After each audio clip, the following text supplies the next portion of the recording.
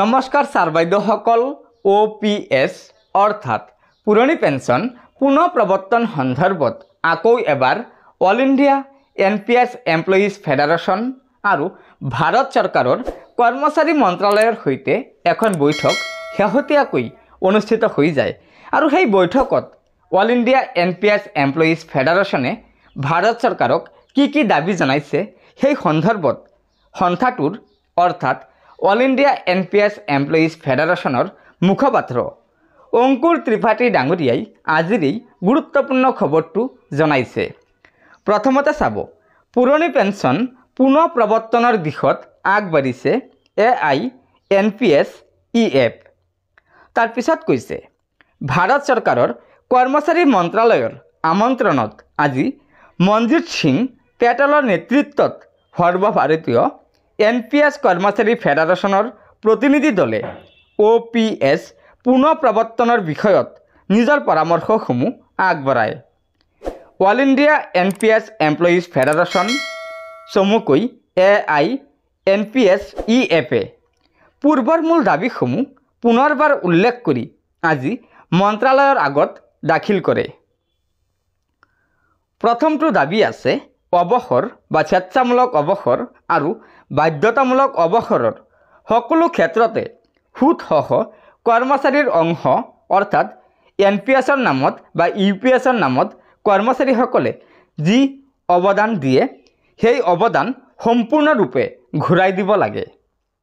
2 নম্বৰত কৈছে চৰকাৰী বৰঙণি বাদ দি DA-ৰ সৈতে 50% পেঞ্চনৰ নিশ্চয়তা OPS-ৰ নিয়ম অনুসৰি দিব লাগে। লগতে স্বেচ্ছামূলক অৱসৰৰ বাবে 25 বছৰৰ সলনি 20 বছৰৰ সেৱা অন্তৰ্ভুক্ত কৰিব লাগে আৰু অৱসৰৰ তাৰিখ বাদ দি পেঞ্চন একেদিনাই আৰম্ভ কৰিব লাগে। আৰু এই বৈঠকত ভাৰত চৰকাৰৰ কৰ্মচাৰী কল্যাণ বিভাগৰ মন্ত্ৰী M জিতেন্দ্ৰ সিং ডাঙৰীয়া আৰু প্ৰশাসনিক সংস্কাৰ আৰু পেঞ্চন অভিযোগ বিভাগৰ সম্পাদক প্ৰধান শ্ৰী V শ্ৰীনিবাস জি উপস্থিত থাকি আমাৰ দাবীসমূহ আৰু সংকল্পৰ ওপৰত অতি ইতিবাচক দিশত আগবঢ়াইছে। অল ইণ্ডিয়া NPS কৰ্মচাৰী ফেডাৰেশ্যন চমুকৈ AINPS EF-এ পুৰণি পেঞ্চনৰ বাবে অহৰহ প্ৰচেষ্টা চলাই আছে। শীঘ্ৰে ফলাফল দেখা যাব। গতিকে ছাৰ বাইদেউসকল এয়া নিশ্চয় অল ইণ্ডিয়া NPS এমপ্লয়িজ ফেডাৰেশ্যনে পুৰণি পেঞ্চন পুনৰ প্ৰৱৰ্তন সন্দৰ্ভত শেহতীয়া এটা গুৰুত্বপূৰ্ণ খবৰ দিছে, কিয়নো ইতিমধ্যে ভাৰত চৰকাৰৰ কাৰ্মিক বিভাগৰ মন্ত্ৰী M জিতেন্দ্ৰ সিং ডাঙৰীয়া আৰু অল ইণ্ডিয়া NPS এমপ্লয়িজ ফেডাৰেশ্যনৰ সৈতে এখন বৈঠক অনুষ্ঠিত হৈ যায় আৰু সেই বৈঠকত চৰকাৰী কৰ্মচাৰীসকলৰ দাবীসমূহ পূৰণ কৰাৰ ওপৰত বিভাগীয় মন্ত্ৰী ডাঙৰীয়াই আশ্বাস দিছে। গতিকে এয়া নিশ্চয় দেশৰ চৰকাৰী কৰ্মচাৰীসকলৰ বাবে এটা অত্যন্ত সুখবৰ।